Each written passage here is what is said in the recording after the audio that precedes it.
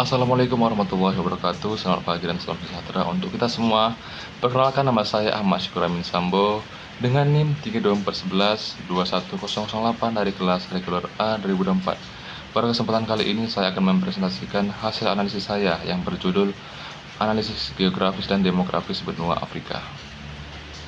Pertama, mari kita mulai dari gambaran umum alam Afrika.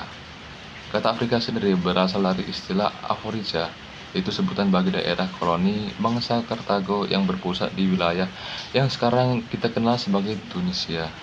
Sekitar 8 abad sebelum Masehi, setelah wilayah ini dikuasai oleh bangsa Romawi, nama Afrika kemudian digunakan untuk menandai seluruh benua di sebelah barat Asia dan selatan Eropa.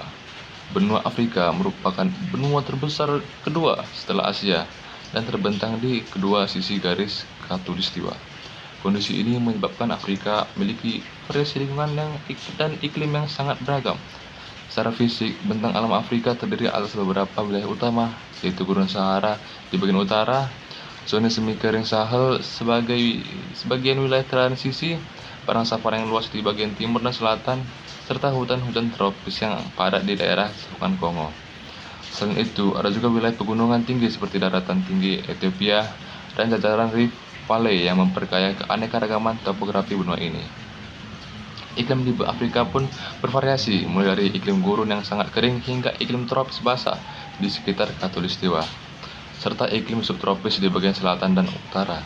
Pola curah hujan di benua ini sangat dipengaruhi oleh pergerakan Intertropical Convergence Zone atau ITCZ yang membuat beberapa wilayah memiliki musim hujan yang teratur, sementara wilayah gurun hampir tidak mendapatkan hujan sepanjang tahunnya. Selanjutnya kita beralih ke pola kehidupan masyarakat Afrika. Ya, kondisi geografis dan iklim yang beragam membuat masyarakat Afrika memiliki pola hidup yang menyesuaikan dengan lingkungannya. Sebagian besar masyarakat Afrika merupakan petani yang bercocok tanam untuk memenuhi kebutuhan keluarganya. Di wilayah yang subur, pertanian menjadi sumber mata pencaharian utama, sedangkan di wilayah kering, peternakan dan kegiatan nomaden lebih dominan ya teman-teman. Lalu kehidupan sosial masyarakat Afrika juga sangat menjunjung tinggi nilai gotong royong. Mereka terbiasa bekerjasama dalam berbagai kegiatan kemasyarakatan seperti membangun jalan, jembatan, atau fasilitas umum lainnya.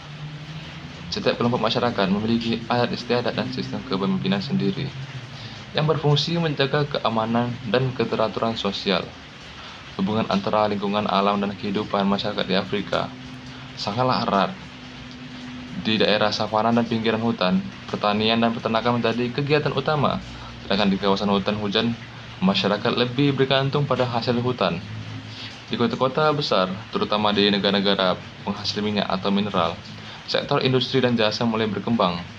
Meskipun kesenjangan ekonomi masih menjadi tantangan besar, selain itu tekanan lingkungan seperti deforestasi, penggurunan di wilayah Sahel, serta perburuan liar terhadap satwa endemik turut mengaruhi kehidupan sosial dan ekonomi masyarakat Afrika modern. Bagian berikutnya yaitu realitas geografis dan rasial. Secara geografis dan biologis, Afrika merupakan benua yang sangat heterogen. Namun dalam sejarahnya, banyak mitos dan kesalahpahaman yang muncul tentang Afrika, terutama dari pandangan bangsa Eropa pada masa kolonial. Misalnya, Afrika sering digambarkan sebagai benua yang hanya terdiri dari hutan lebat dan hewan buas seperti singa. Padahal kenyataannya, sebagian besar Afrika justru berupa padang savana yang terbuka luas. Keberagaman ras di Afrika merupakan hasil dari perpindahan dan percampuran berbagai kelompok manusia selama ribuan tahun.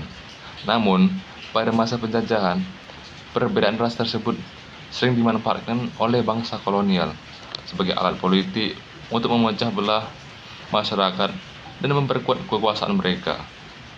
Hal ini kemudian menimbulkan diskriminasi dan ketidakadilan terhadap masyarakat yang berkulit hitam.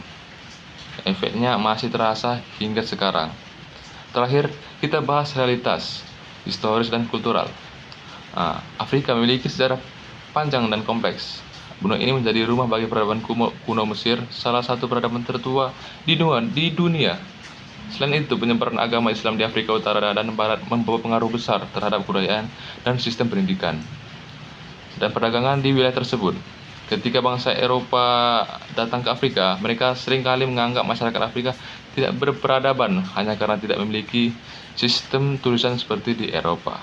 Padahal masyarakat Afrika telah mengenal bentuk tulisan dari pengaruh bangsa-bangsa Arab dan bahkan memiliki karya-karya sejarah seperti Tarikh Al-Fetasi dan Tarikh As-Sudan yang ditulis oleh cendekiawan Afrika sendiri. Budaya Afrika sangatlah beragam di antara wilayah-wilayahnya. Di beberapa daerah seperti Afrika Barat, masyarakat agraris memiliki peradaban yang tinggi, sementara di bagian selatan masih ada kelompok masyarakat yang mempertahankan cara hidup tradisionalnya, seperti pemburu dan pengumpul. Kontak dengan dunia luar, lalu termasuk pengaruh Islam dan kolonialisme Barat juga memperkaya kebudayaan Afrika melalui proses akulturasi. Nah, dapat kita simpulkan bahwa benua Afrika merupakan wilayah yang kaya secara alamiah, sosial maupun budaya. Keanekaragaman geografis dan etnis di budaya ini menunjukkan betapa dinamisnya interaksi antara manusia dan lingkungannya. Namun di sisi lain, Afrika juga menghadapi tantangan besar berupa ketimpangan ekonomi, degradasi lingkungan, dan warisan kolonialisme yang masih berpengaruh hingga kini. Demikianlah presentasi saya tentang analisis geografis dan demografis benua Afrika. Terima kasih atas perhatian Bapak dosen dan teman-teman sekalian. Saya tutup dengan wassalamualaikum warahmatullahi wabarakatuh.